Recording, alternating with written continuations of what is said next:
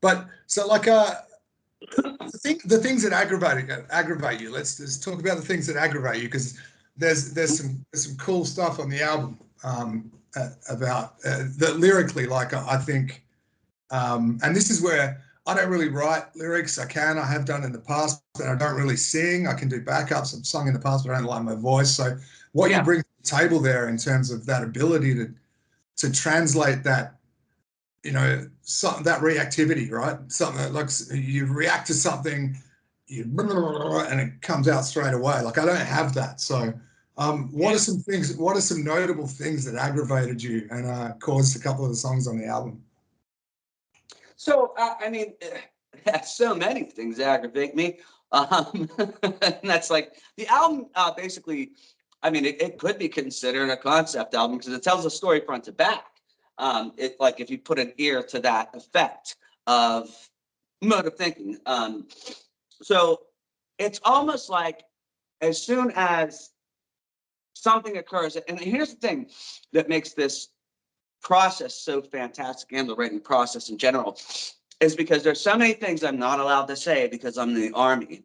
But if I put it to song, it's open to interpretation, right? Yeah. So I can say whatever I want in song, as long as I keep it a little veiled, yeah. I think it's that veil that I love the idea of universality. The best writers, there's a universality to their music where there's a core idea that's theirs, and then there's the veil, and the way people interpret that core idea through the veil can sometimes radically change the core idea, and it personalizes it to them. It becomes that's the idea of universality to me. It's like it becomes universal to everyone, even though it's a specific thing. I think there's a few good examples of that on the album. I think the most obvious would be "Put a Curse on America." When people, I challenge people not to, but people are going to hear what they want to hear out of that song. They are going to hear what they want to hear. But I mean, not so much foreigners. I think foreigners might get closest to the meaning purely because we're not in it, Right. And well, that song in particular, the title, "Put a Curse on America," it's pretty clear right there. It's not how do you call it? It's not akadaka obvious. It's not like it's not like balls, boobs, or whatever. It's not straight in your face, but it's pretty veiled. But the title's there, and once you see the title, you can listen to the words and be like, "What the fuck is this about?" Right? And then once you get into it, you're like, "Oh shit, that's how things are going over there." Yeah. It's definitely. I don't know. We tend not to speak about politics in terms of sides. We tend to talk about it in terms of structures and games.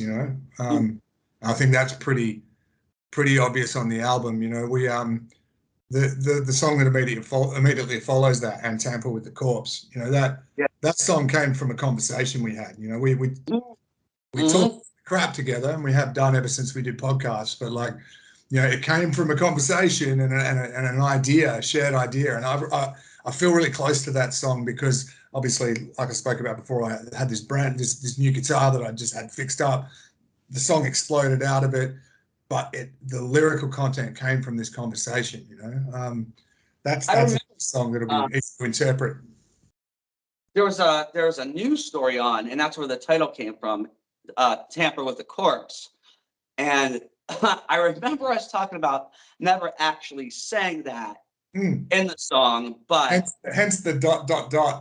and Tamper with the Corpse. It's the song.